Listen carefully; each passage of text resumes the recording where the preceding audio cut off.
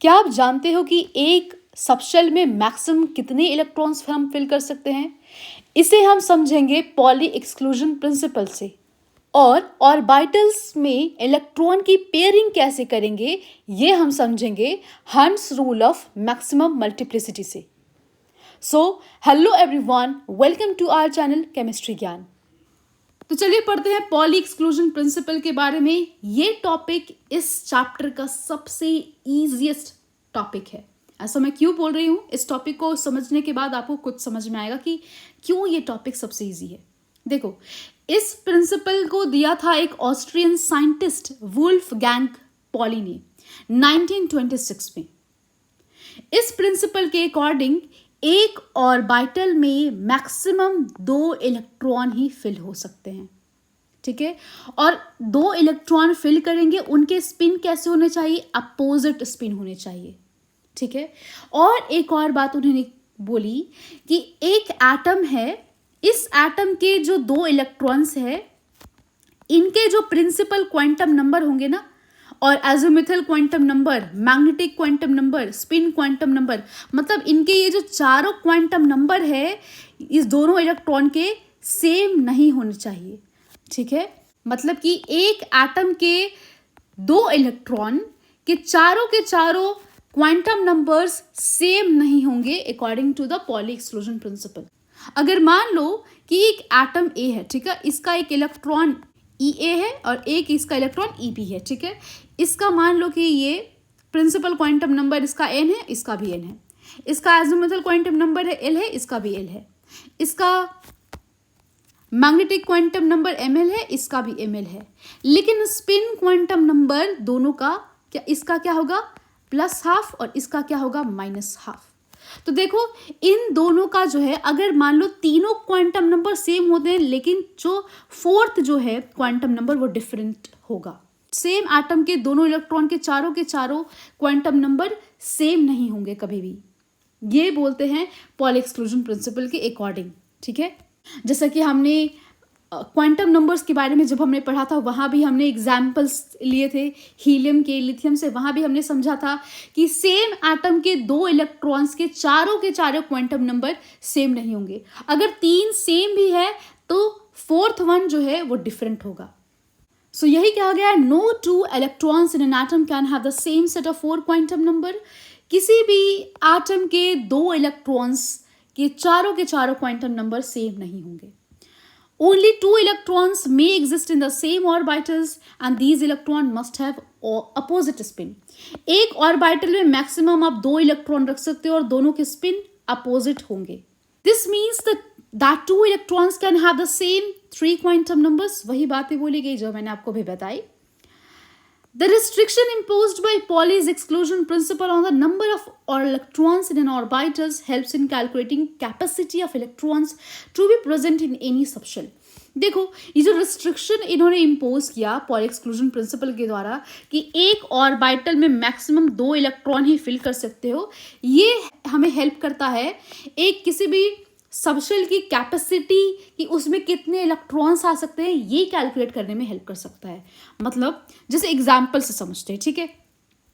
अब देखो, 1s subshell है, ठीक है। 1s सबशेल में एक ऑर्बिटल है, ठीक है। एक ऑर्बिटल है तो मैक्सिमम इसमें 2 इलेक्ट्रॉन गया, तो मतलब 1s और 1s सबशेल में मैक्सिमम कितने इलेक्ट्रॉन आ सकते हैं? 2, ठीक है। अब वही p और d सबशेल्स में कितने इलेक्ट्रॉन होंगे? तो हमें पता है p का एजिमुथल क्वांटम नंबर क्या होता है? 1। तो हम ऑर्बिटल कैलकुलेट करने का हमने फॉर्मूला देखा था, 2l + 1 से कैलकुलेट करते हैं। तो इसके लिए कैलकुलेट करते हैं कितने ऑर्बिटल्स होंगे p सबशेल में, ठीक है। तो 2 × 1 + 1 that is 2 + 1 which is equals to 3। मतलब p सबशेल्स में जो है 3 ऑर्बिटल होंगे। इस तरीके से रिप्रेजेंट करते हैं, 1 2। तो देखो 3 ऑर्बिटल है p सबशेल में, ठीक है। अब एक ऑर्बिटल में हमें पता है कितने इलेक्ट्रॉन भरेंगे? 2। तो चलो 2 मैंने फिल कर दिए, इसमें भी 2 और इसमें भी 2। अब देखो कितने टोटल इलेक्ट्रॉन्स है, काउंट करो, 1 2 3 4 5 6। मतलब p सबशेल में कितने इलेक्ट्रॉन की कैपेसिटी होती है? टोटल 6 इलेक्ट्रॉन की कैपेसिटी होती है p सबशेल में। सिमिलरली अगर हम कैलकुलेट करें, देखो डी ऑर्बिटल के लिए कैलकुलेट करें तो पहले हम कैलकुलेट करेंगे डी सब शेल में कितने ऑर्बिटल्स होंगे, ठीक है। तो इस फॉर्मूला से हम कैलकुलेट करेंगे अगेन 2l+1 से, और हमें पता है एल की वैल्यू क्या होती है डी सब शेल के लिए, 2 होती है, तो 2 × 2+1 which is equals to 4+1 which is 5। तो मतलब डी सब शेल में कितने ऑर्बिटल्स होंगे, 5 डी ऑर्बिटल्स होंगे, 1 2 3 4 एंड 5, ठीक है। अब इलेक्ट्रॉन्स फिल करना शुरू करते हैं। पॉली एक्सक्लूजन प्रिंसिपल के हिसाब से एक ऑर्बिटल में 2 इलेक्ट्रॉन फिल होगा, तो चलो फिल करते हैं 1 इलेक्ट्रॉन, और वो भी अपोजिट स्पिन में होने चाहिए। फिल कर दिया, इसमें भी हमने फिल किया, इस तरीके से फिल कर दिया। देखो अब काउंट करो कि कितने इलेक्ट्रॉन्स हैं इसमें, 1 2 3 4 5 6 7 8 9 10, टोटल 10 इलेक्ट्रॉन्स की कैपेसिटी है डी सब शेल में, ठीक है। समझो, here it is written P and D subshells the maximum number of electrons can be 6 and 10 and so on। तो D सबशेल में कितने इलेक्ट्रॉन्स होंगे, 10, और P सबशेल में कितने इलेक्ट्रॉन्स होंगे, टोटल 6। F सबशेल के लिए भी कैलकुलेट कर लेते हैं। F के लिए L की वैल्यू क्या होती है F सबशेल के लिए, तो वैल्यू होती है 3, तो 2 × 3+1 करेंगे तो कितने ऑर्बिटल्स आ जाएंगे, 6+1 that is equals to 7 orbitals f subshell में होंगे, ठीक है। चलिए तो देखिए एफ सबशेल में कितने ऑर्बिटल्स है, टोटल 7 ऑर्बिटल्स है। तो चलिए 7 ऑर्बिटल्स में हम इलेक्ट्रॉन फिल करना शुरू करते हैं, 1 2 3 4 5 6 7, ओके। मैक्सिमम 2 इलेक्ट्रॉन आ सकता है, तो फिर से 1 7, ये 8 हो गया, ये 9 10 11 12 13 14, मतलब कि एफ सबशेल में टोटल कितने इलेक्ट्रॉन फिल कर सकते हैं, 14 इलेक्ट्रॉन। तो हमें पॉली एक्सक्लूजन प्रिंसिपल से ये पता चलता है एक सबशेल की कैपेसिटी जो है कितनी होती है मैक्सिमम इलेक्ट्रॉन की, और एक ऑर्बिटल में मैक्सिमम आप 2 इलेक्ट्रॉन फिल कर सकते हो, और दोनों इलेक्ट्रॉन की स्पिन क्या होनी चाहिए, opposite. This can be summed up as the maximum number of electron in the shell with the principal quantum number n is equals to 2n²। इसको हम सम अप ऐसे कर सकते हैं, देखो मैक्सिमम नंबर ऑफ इलेक्ट्रॉन किसी भी shell में कितना होगा ये हम कैलकुलेट कर सकते हैं डायरेक्टली प्रिंसिपल क्वांटम नंबर से, ठीक है। कैसे कैलकुलेट कर सकते हैं, अगर मान लो कि प्रिंसिपल क्वांटम नंबर 2 है, ठीक है, तो मैक्सिमम नंबर ऑफ इलेक्ट्रॉन उस शेल में कितना होगा, तो इसको हम कैलकुलेट करते हैं 2n² फॉर्मूला से। तो कैलकुलेट करते हैं, अगर प्रिंसिपल क्वांटम नंबर 2 है तो 2n² से कैलकुलेट कर देंगे टोटल जो है इलेक्ट्रॉन्स कितने होंगे उस शेल में, तो 2 × 2 का square that is 2 × 4 that is equals to 8, मतलब टोटल 8 इलेक्ट्रॉन्स होंगे सेकेंड शेल में, ठीक है। तो इस तरीके से आप हर शेल के लिए कैलकुलेट कर सकते हो कितने total maximum number of electron उस शेल में होंगे। जो हमारा नेक्स्ट टॉपिक है वो है हंस रूल ऑफ मैक्सिमम मल्टीप्लिसिटी। इस नाम से भी हमें बहुत कुछ समझ में आ जाता है, मैक्सिमम मल्टीप्लिसिटी। ये रूल बताता है हमें कि जो ऑर्बिटल्स जो हैं जिनकी एनर्जी इक्वल है, मतलब जो डीजेनरेट ऑर्बिटल्स हैं, हमें बताया था ना कि जब ऑर्बिटल्स की एनर्जी इक्वल होगी तो उन्हें बोलेंगे डीजेनरेट ऑर्बिटल्स, ठीक है। तो उसमें आप इलेक्ट्रॉन्स जो है कैसे फिल करोगे, बेसिकली ये जो है हंस रूल ऑफ मैक्सिमम मल्टीप्लिसिटी ये बात करता है। देखो जैसे कि हम जानते हैं कि पी सबशेल में कितने ऑर्बिटल्स होते हैं, 3, ठीक है। तो इसमें आप इलेक्ट्रॉन्स कैसे फिल करोगे, पहले आप जो है एक एक करके इलेक्ट्रॉन्स फिल करोगे, ठीक है। उसके बाद ही आप इसकी पेयरिंग करोगे, ठीक है।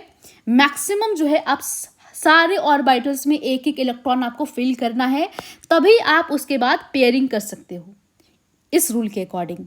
तो जैसे कि इसमें हमने पी का पेयरिंग कर दिया, अगर 3 इलेक्ट्रॉन था तो हमने 3 इलेक्ट्रॉन फिल कर दिए एक एक करके।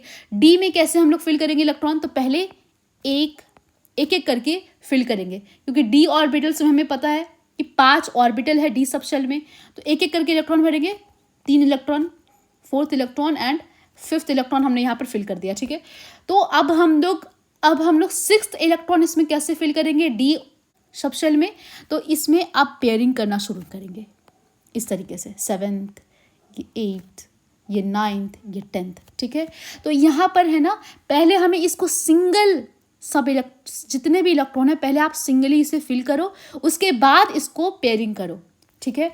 अब देखो p ऑर्बिटल्स में हमने पहले सिंगल जो है इलेक्ट्रॉन फिल कर दिया, 3 इलेक्ट्रॉन था, ठीक है। और उसके बाद जब 3 इलेक्ट्रॉन आप फिल कर लोगे उसके बाद आप 4th इलेक्ट्रॉन इस तरह से पेयर करना शुरू करोगे, 5th इलेक्ट्रॉन और ये 6th इलेक्ट्रॉन, ठीक है। सिमिलरली f ऑर्बिटल में आप इलेक्ट्रॉन्स को कैसे फिल करोगे, पहले आपको सिंगल फिल करना है, उसके बाद आप जो है इसको पेयर अप करना शुरू करोगे। पहले एक एक करके फिल करना शुरू करोगे, उसके बाद यहाँ पर पेयरिंग शुरू होगी, एक एक करके फिल करेंगे। मान लो कि F में हमारे पास अभी तक 7 ही इलेक्ट्रॉन है, ठीक है। तो एक एक करके सारे इलेक्ट्रॉन्स को फिल कर दिया, हमने 7 इलेक्ट्रॉन फिल कर दिया। और मान लो, ठीक है, और अगर वहाँ पर 8 इलेक्ट्रॉन हुए तो हम इस तरीके से फिल करेंगे, ठीक है। समझ में आया बात? So it states pairing of electrons in the orbitals belonging to same subshell PDF does not takes place until each orbital belonging to that subshell has got 1 electron each, that is in singly occupied. हमने बताया ना कि जब तक आप हर orbitals में एक एक इलेक्ट्रॉन नहीं भरते थे तब तक आप पेयरिंग नहीं कर सकते, ठीक है। देखो, since 3p, 5d and 7f orbitals, therefore pairing of electron will start in the pdf orbitals with entry of 4th, 6th and 8th electron, ठीक है। जैसे कि p में आप पेयरिंग कब करोगे, जब आप इसमें 3 इलेक्ट्रॉन फिल कर दोगे, जब, ठीक है। उसके बाद 4th इलेक्ट्रॉन को आप यहाँ से पेयरिंग करना शुरू करोगे, ठीक है। और वहीं d ऑर्बिटल्स में आप पेयरिंग कब करना शुरू करोगे, जब 5 इलेक्ट्रॉन भर गया है, तब 6th इलेक्ट्रॉन जब होगा तो उसको आप यहाँ से पेयरिंग करना शुरू करोगे। सिमिलरली 7th इलेक्ट्रॉन में पेयरिंग कब शुरू होगा, जब आपके पास 8वां इलेक्ट्रॉन होगा तब उसको आप यहाँ पर पेयरिंग करना शुरू करोगे। पहले आपको सबको सिंगल ही फिल करना है, समझ गए।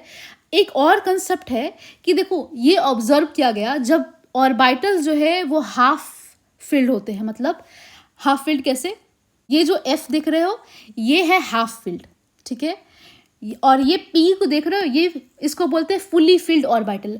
तो ये जो हाफ फिल्ड और ये फुली फिल्ड ऑर्बिटल्स है ना, इनको ज़्यादा एक्स्ट्रा स्टेबल माना जाता है इनकी सिमिट्री के कारण, ठीक। तो ये बात हो गई हर्न्स रूल ऑफ मैक्सिमम मल्टीप्लिसिटी के बारे में। अगर आपको आज का वीडियो पसंद आया हो तो do like the video and subscribe to my channel. Thank you for watching.